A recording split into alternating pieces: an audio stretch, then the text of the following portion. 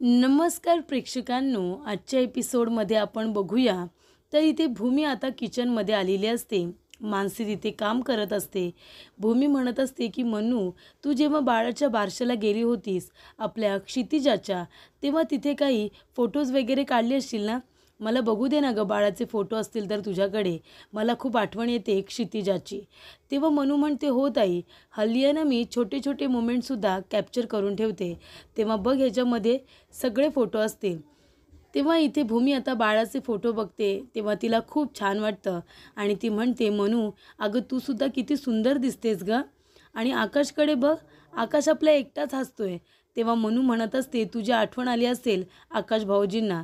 तेव्हा इथे भूमी म्हणत असते, तू पण ना काही बोलतेस. तेव्हा मनू म्हणते, ताई तुला माहिती आहे का, जेव्हा बाळाचं नाव ठेवलं ना आणि त्या बाळाच्या कानामध्ये सांगितलं क्षितिजा म्हणून, तेव्हा बाळ हसत होतं. तेव्हा भूमी म्हणते, हो मला माहिती आहे. तेव्हा मनू म्हणते, तुला कसं माहिती? तेव्हा भूमी म्हणते, अगं आकाश आहे ना, त्याने मला इतक्यांदा सांगितलं आहे हे गोष्ट, की आता असं वाटतं मी माझ्या नजरेने सगळं बघितलं आहे. तेव्हा इकडे जिन्यावरून यशपाल जातानाचा आवाज येतो. तेव्हा भूमी आणि मनू दोघेही बाहेर येतात. भूमी म्हणते, यशपाल काका कुठे बाहेर जाते का तुम्ही? तेव्हा यशपाल म्हणतो, हो माझं संस्थेमध्ये थोडं काम आहे ना, ते फंडिंगचं वगैरे बघायचं आहे म्हणून थोडं बाहेर जातो आहे. तेव्हा इथे भूमी म्हणत असते, काका खरं तर तुम्हाला मला मनापासून सॉरी म्हणायचं आहे.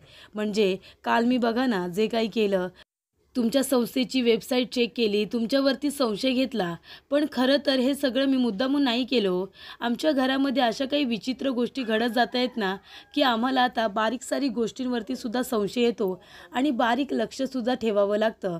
आणि म्हणूनच मी तुमची वेबसाईट चेक केली, बाकी काही नाही. तुम्हाला राग तर नाही आला ना? तेव्हा इकडे यशपाल काका म्हणतात, नाही गं चेडवा, तू अजिबात असा विचार करू नकोस. मला अजिबात राग वगैरे आलेला नाही आहे. आणि आम्हाला अशा गोष्टींना सामोरं जावं लागतं अगं. म्हणजे आम्ही संस्थेचं काम करतोय की खोटं बोलतोय? अनेक लोकांना असा संशय येतो. त्यासाठी ही कातडी आहे ना, गेंड्याची कातडी ठेवावी लागते आम्हाला. आणि तेव्हाच तर आम्ही लोकांशी बोलतो, त्यांच्या खिशातून हवा तेवढा पैसा काढतो की नाही फंडिंगसाठी, आमच्या कामासाठी. हो की नाही? बरं चल, तू काय वाईट वाटून घेऊ नको, मला राग वगैरे आलेला नाही आहे. तेव्हा इथे आता यशपाल काका म्हणतात, बरं ठीक आहे मी जातो. तेव्हा भूमी म्हणते, खूपच महत्त्वाचं काम दिसतंय. तेव्हा इकडे यशपाल म्हणतो, हो गं, म्हणजे फंडिंग वगैरे गोळा करायचं आहे, त्याच्यासाठी जावं लागणार आहे. बरं जाऊ ना आता, येतोच. असं म्हणून यशपाल गेल्यानंतर भूमीसुद्धा मागे जात असते. तेव्हा मनू म्हणते, ताई तू कुठे जातेस? तेव्हा भूमी म्हणते की मनू मलासुद्धा यांच्या पाठीमागे जायचं आहे, यांचा पाठलाग करायचा आहे मला. यांच्यावरती आणि रागिनी आत्यावरती माझा अजिबात विश्वास नाही आहे. नक्कीच या दोघांचं काही ना काहीतरी चाललं आहे, असा आता भूमीला संशय आलेला असतो. तेव्हा जोपर्यंत यांच्या विरोधात मला काही पुरावे मिळत नाही तोपर्यंत स्वस्थ बसणार नाही आहे मी. काल माझा वेबसाईटचा प्लॅन जरी फ्लॉप झाला असला तरीसुद्धा मी माझे प्रयत्न थांबवणार नाही आहे. यांच्या पाठीमागे मी जाणार आणि या दोघांचं काय चाललं आहे ना ते शोधून काढणार. त्याचबरोबर प्रेक्षकांनो, इथे आकाश आणि रागिनी दोघेजण आता चाललेले असतात. इथे रागिनी आता मेहताच्या कंपनीला 20 लाख रुपयांची कॅश द्यायला जात असते आणि आकाश तिला तिथे सोडायला जात असतो. तेवढ्यातच इथे प्रेक्षकांनो, रागिनीच्या प्लॅननुसार तिथे एक माणूस येतो आणि म्हणतो, आकाश सर कुठे जात आहे तुम्ही? तुम्हाला थांबावं लागणार आहे. तेव्हा आकाश म्हणतो, का थांबावं लागणार आहे? आपल्या मीटिंगला तर उशीर आहे ना, मी 10 मिनटात जाऊन येतो. तेव्हा इकडे एम्प्लॉई म्हणत असतात, नाही सर तुम्हाला जाता येणार नाही आहे, कारण आपली जी सरकारी अधिकाऱ्यांबरोबर ऑनलाईन मीटिंग होती ती त्यांनी आता लगेच करायची ठरवली आहे, कारण इथे आता अर्थमंत्र्यांनासुद्धा कामानिमित्त बाहेर जायचं आहे. तेव्हा त्या लोकांचा आत्ताच फोन आला होता, त्यांनी त्यांची मीटिंग आता प्रिपॉन केली आहे, त्याच्यामुळे तुम्ही आता थांबा सर, कारण आत्ताच मीटिंग होणार आहे.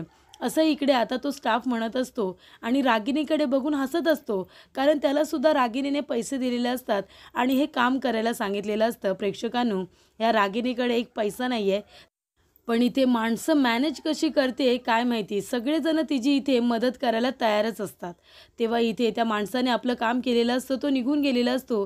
तेव्हा रागिनी म्हणत असते की चला, म्हणजे आकाश खरं तर तुझी मीटिंग आत्ताच होती, फक्त आम्ही तुला सांगताना नंतरचं टायमिंग दिलं होतं, पण बरोबर या वेळेचंच टायमिंग आमचं आधीपासूनच ठरलं होतं, असं रागिनी म्हणते.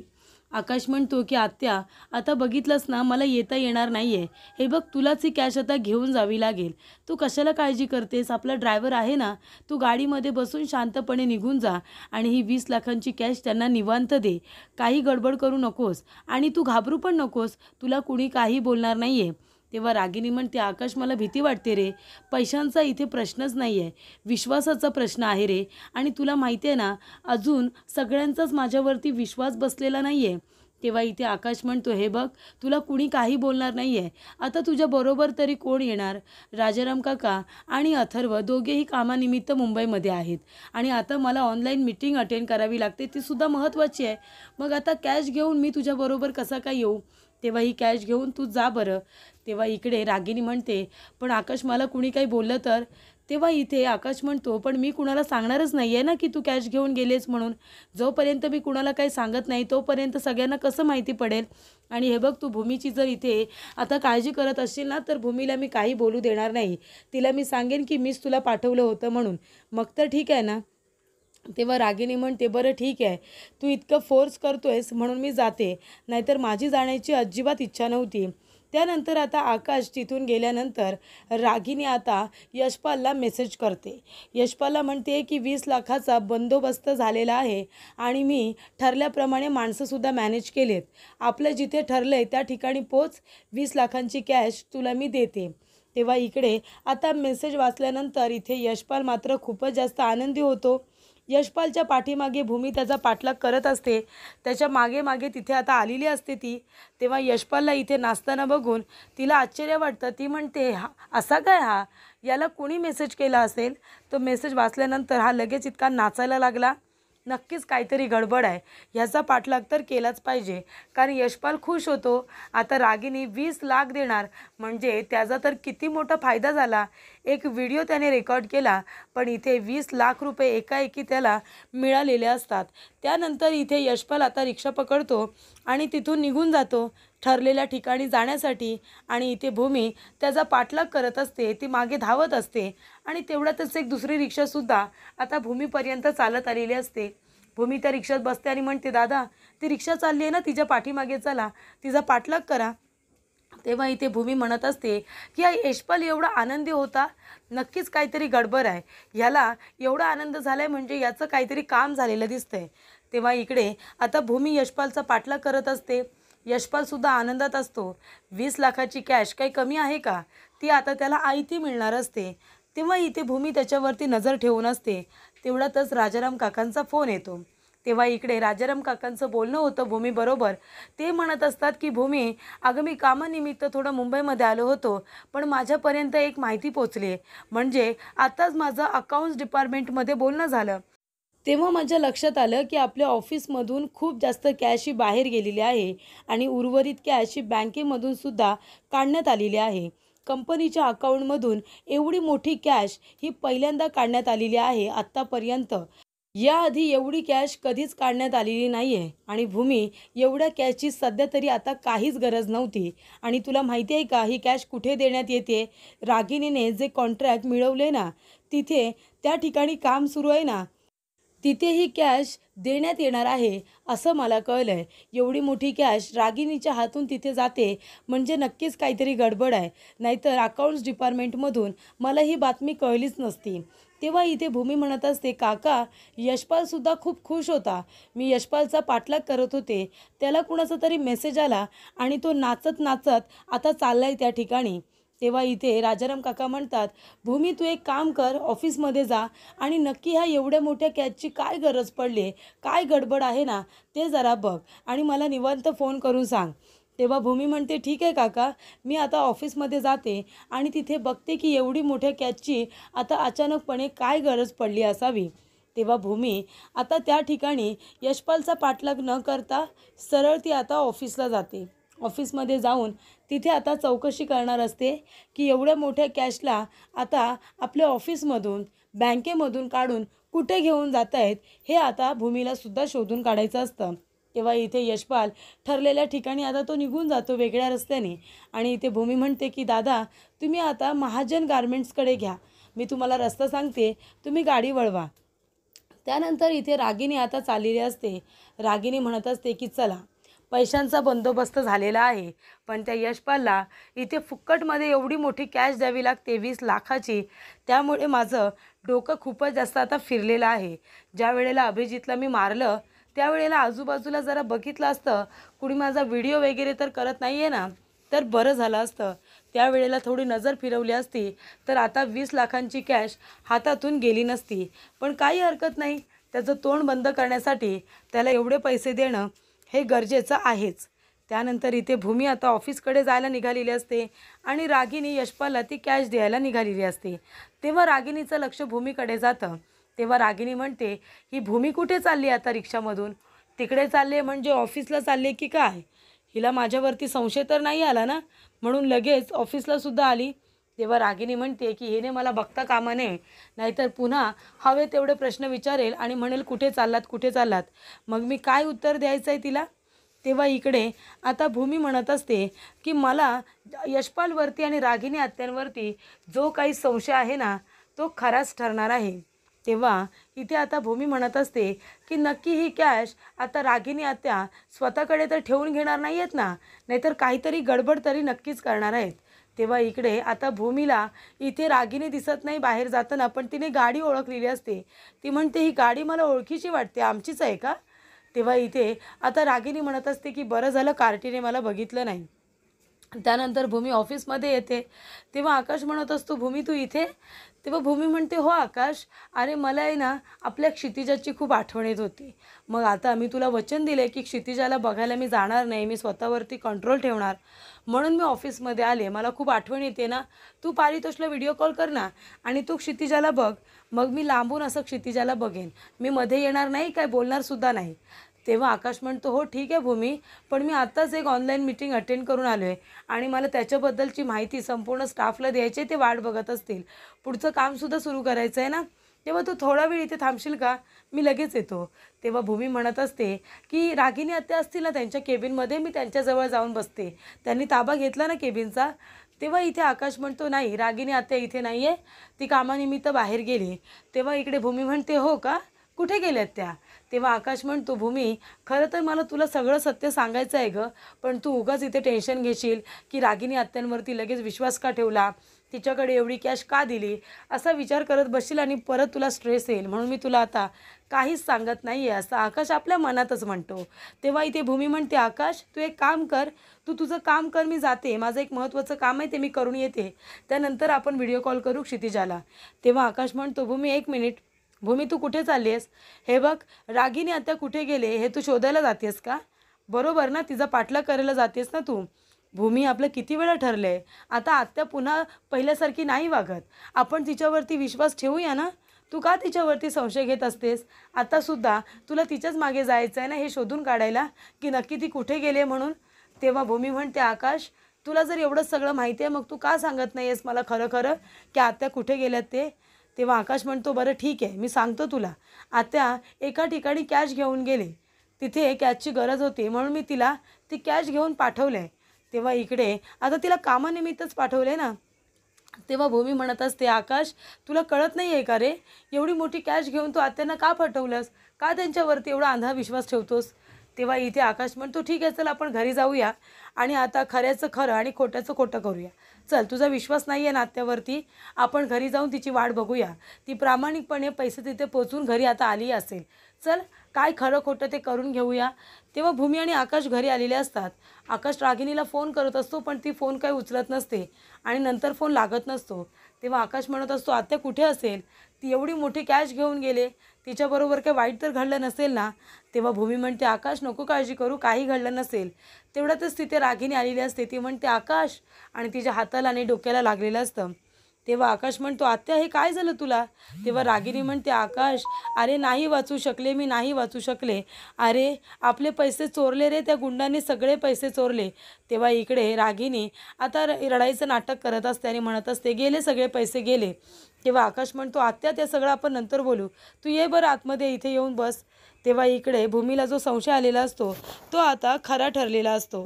म्हणजे इथे भूमीला बरोबर माहिती असतं की पैशांची काहीतरी विल्हेवाट इथे आता रागिनी आत्या लावणारच आणि तसंच घडलेलं असतं. तेव्हा रागिनी म्हणते, ते गुंड लोक आले, माझ्यावरती हल्ला केला आणि आपले सगळे पैसे ते लोक घेऊन गेले. तुझी इथे एवढी मोठी कष्टाची मेहनत वाया घालवली रे त्या लोकांनी. तू कष्टाने कमावलेला पैसा वाया गेला, त्या गुंड लोकांनी चोरला. काय उपयोग झाला सांग ना, काय उपयोग झाला? मी उगाच गेले रे, एवढी कॅश घेऊन उगाच गेले. असं रागिनी आता रडायचं नाटक करते आणि म्हणत असते. तेव्हा आकाश म्हणतो, आत्या तू शांत हो बरं, त्या पैशांचं काय घेऊन बसलीस? पैसे आपण परत कमवू ना, तुझा जीव महत्त्वाचा आहे माझ्यासाठी. आणि इथे आकाश आता लगेचच ॲम्ब्युलन्सला बोलावतो.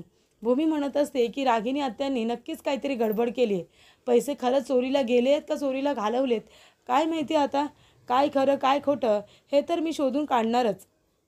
त्यानंतर इथे आता हॉस्पिटलमध्ये रागिनीला आणलेलं असतं. पट्टी वगैरे केली जाते. डॉक्टरना विचारलं जातं की सगळं काही ठीक आहे ना, घाबरण्यासारखं काही नाही आहे ना. डॉक्टर म्हणतात नाही, अजिबात नाही, त्यांना वरती फक्त मार लागला एवढंच, बाकी आम्ही पट्टी वगैरे केले, त्यांना तुम्ही थोड्या वेळाने घरीसुद्धा घेऊन जाऊ शकता. तेव्हा इकडे आता आकाश म्हणत असतो, आत्या 20 लाखासाठी स्वतःचा जीव धोक्यात का घालवलास तू? का केलंस तू असं? नक्की काय घडलं होतं? तेव्हा इकडे भूमी म्हणत असते, आपल्या मनामध्ये रागिनी आत्यांचं हे सगळं नाटक आहे, मला माहिती आहे. नक्कीच त्यांनी या पैशांची काहीतरी गडबड केली आहे आणि इथे आता खोटं नाटक सांगतायत की ते पैसे चोरीला गेले म्हणून. तेव्हा इथे रागिनी म्हणत असते, आकाश मी ते पैसे वाचवण्याचा खूप प्रयत्न केला रे, खूप प्रयत्न केला, पण काय करू सांग ना. ते गुंड लोक आले, त्यांनी पूर्ण प्लॅनिंग केलं होतं रे. त्यांनी माझ्याकडून पैशांची बॅग हिसकावून घेतली आणि ते सरळ निघून गेले. तेव्हा इकडे आता ड्रायव्हर चालवत असताना गाडीमध्येच थांबवतो. रागिनी म्हणते, ए ड्रायव्हर काय झालं? लागलं ना माझ्या हाताला, असं अर्जंटली गाडी का थांबवलीस? तेव्हा इकडे ड्रायव्हर म्हणतो की कुणीतरी गाडीच्या आड पडलेला आहे. तेव्हा इकडे कुणाचा तरी अपघात झाला असेल, मी बघतो, त्याला बाजूला करतो. म्हणून इथे ड्रायव्हर खाली उतरतो आणि त्या माणसाला बाजूला करणार. तेवढ्यातच बाईकवरून 2 माणसं येतात, रागिनीच्या गाडीचा दरवाजा उघडतात आणि तिच्या बाजूला जी बॅग असते पैशांची ती घेऊन तिथून पळून जातात.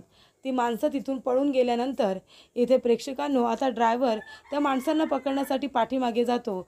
पण इथे रागिनी आता त्यांच्या हातातून ते पैसे घेत असताना त्यांनी तिच्या डोक्याला मारलेलं असतं आणि हातावरती वार केलेला असतो. हे सगळं तिला आधीपासूनच माहिती असतं, कारण हा रागिनीचाच प्लॅन असतो.